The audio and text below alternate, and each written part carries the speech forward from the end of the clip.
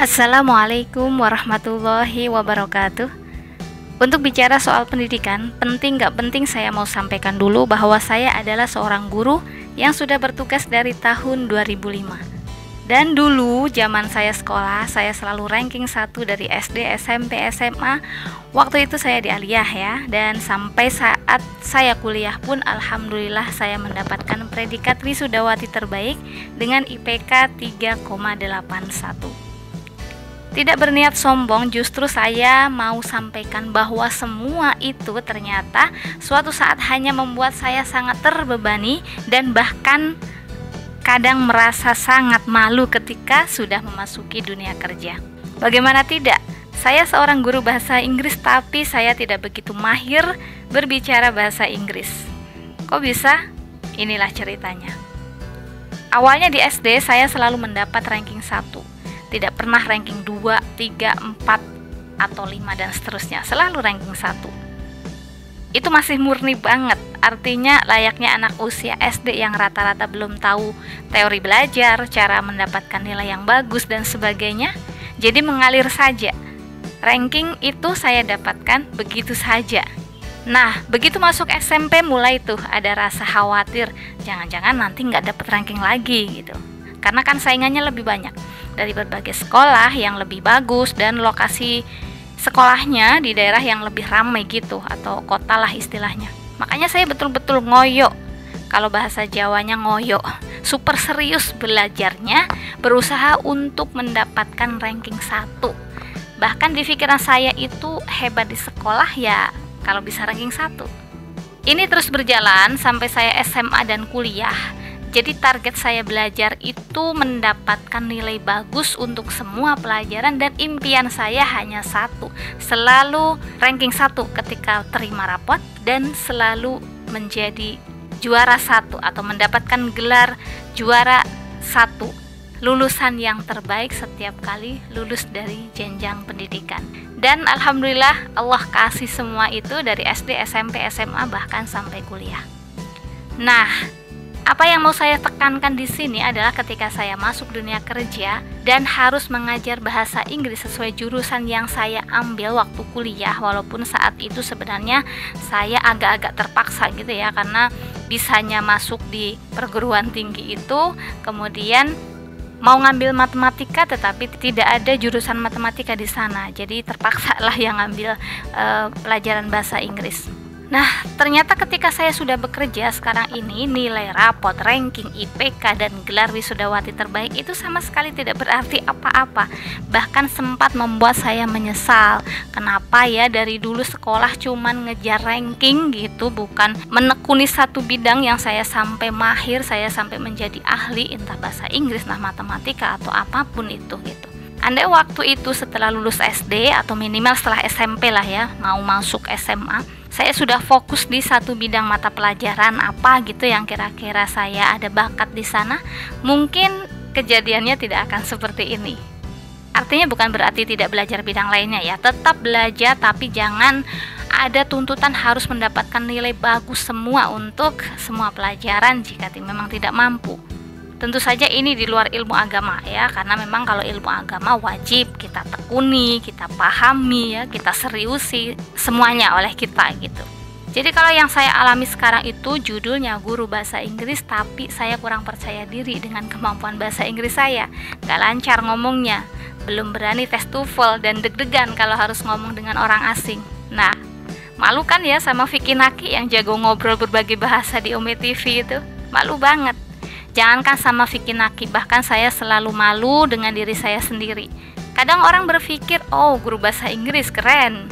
Dalam hati saya, keren apaan gitu, keren dari mana? Yang ada saya tertekan dan sempat berhayal gitu ya, andai ada kebijakan dari pemerintah untuk bisa mengajar di pelajaran lain walaupun jurusan saya bahasa Inggris, misalnya agama gitu. Kayaknya saya mau itu ganti jadi guru agama gitu. Bukan apa-apa ya, jadi selama sekolah saya kan lebih banyak tinggal di pesantren, jadi agak tahulah tentang agama sedikit dan bahasa Arab juga, walaupun tidak banyak, tidak pinter banget gitu, tidak. Karena apa ya? Karena itu tadi, saya ingin bisa di semua bidang. Jadi hasilnya menurut saya nanggung, serba nanggung, atau bahasa Jawanya itu mogol alias setengah mateng. Bahasa Inggris saya tidak begitu menguasai, bahasa Arab sedikit saja, ilmu agama juga masih sangat terbatas ya. Sampai sekarang saya masih terus belajar dengan ustadz-ustadzah secara langsung, ya masih store hafalan, belajar bahasa Inggris, belajar bahasa yang lainnya dari internet gitu, lihat YouTube dan sebagainya, dan masih selalu berdoa, ya Allah mudah-mudahan suatu saat saya bisa mahir di bidang bahasa Inggris, karena bagaimanapun saya sudah memilih menjadi guru bahasa Inggris. Nah, itu dari pengalaman saya, ingin saya sampaikan pendapat di dunia pendidikan melalui channel ini. Janganlah kita berpikir bahwa nilai adalah segalanya, bahwa hebat itu ranking 1 atau IPK tinggi itu menjamin kualitas seseorang yang lulus kuliah. Menurut saya tidak selamanya seperti itu. Ada benarnya, tetapi tidak selamanya hal itu benar 100%. Memang ada juga orang yang Allah karuniai kecerdasan luar biasa sampai bisa menguasai berbagai hal dalam waktu yang sama. Tapi kalau hanya memiliki kemampuan standar seperti saya, akan lebih baik jika fokus menekuni satu bidang tanpa menuntut diri sendiri untuk bisa di semua bidang atau semua mata pelajaran bagi para pelajar. Bahkan bagi pelajar yang tidak mumpuni di semua mata pelajaran pun bagi saya sebenarnya tidak masalah. Karena di sekolah itu kan ada ekstrakurikuler. Anak bisa mengembangkan minat dan bakatnya di sana. Dan gak mungkin lah ada anak yang terlahir tanpa membawa kecerdasan sama sekali gitu ya. Prestasi akademiknya jeblok, keterampilannya tidak ada, itu kayaknya kemungkinan kecil, bahkan mungkin tidak ada. Makanya jangan lagi ada tuntutan anak itu harus bisa di semua bidang atau mata pelajaran. Kalau saya pribadi sebagai guru, kalau ada anak yang tidak bisa di bidang saya gitu, saya tidak langsung menyimpulkan bahwa dia itu anak bodoh gitu. Siapa tahu dia bisa di matematika, siapa tahu dia pandai bahasa Indonesia, siapa tahu dia jago bahasa Arab, atau siapa tahu dia pintar main sepak bolanya, main volleynya, basketnya, atau mungkin dia punya kemampuan di bidang seni dan sebagainya. Jadi tidak boleh siapapun menuntut anak untuk bisa di semua bidang. Bahkan tidak hanya orang lain, sebaiknya kita sendiri, pelajar itu sendiri, tidak boleh menuntut dirinya untuk bisa di semua bidang. Karena memang tuntutan itu tidak hanya berasal dari orang lain. Misalnya saya, walaupun selama sekolah selalu ingin dapat ranking 1, tapi itu murni tuntutan dari diri saya sendiri. Ya bukan dari orang tua. Malahan almarhum bapak saya pernah bilang, "Mbok jangan ranking 1 terus dok," gitu ya. Jadi mungkin karena ngelihat saya serius belajarnya gitu ya, khawatir sakit dan sebagainya. Jadi orang tua saya justru nggak apa-apa kok nggak ranking 1 terus gitu ya. Jadi kalau kebanyakan orang tua itu ranking berapa gitu ya kalau anaknya terima rapot, kalau orang tua saya tidak gitu ya. Ketika saya kasih tahu rapot saya ranking 1 gitu ya, tetap mengucapkan selamat, tetap mendukung, bangga gitu, tetapi tidak pernah menuntut ya, tidak pernah menuntut ya besok harus ranking 1 lagi ya, itu tidak pernah sama sekali.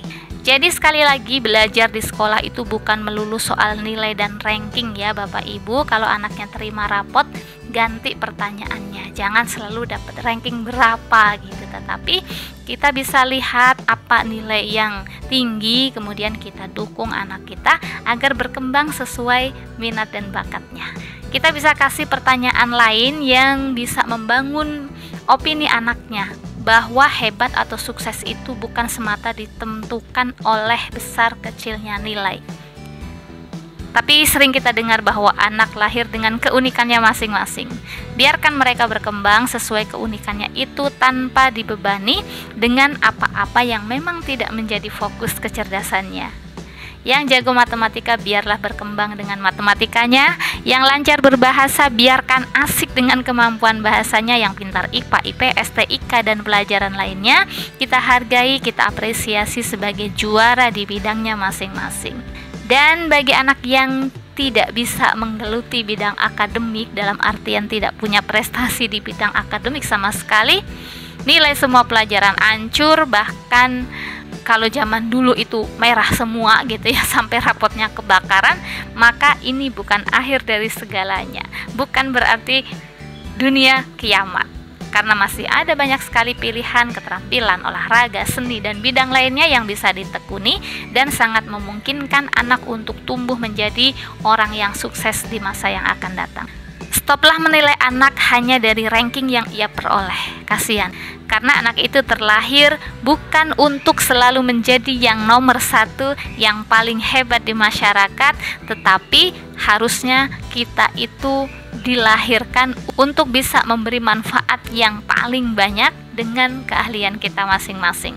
Sukses di dunia itu banyak jalannya, dan ketika nanti di akhirat pun kita bisa masuk pintu surga tidak hanya dari satu pintu, tetapi dari beberapa pintu.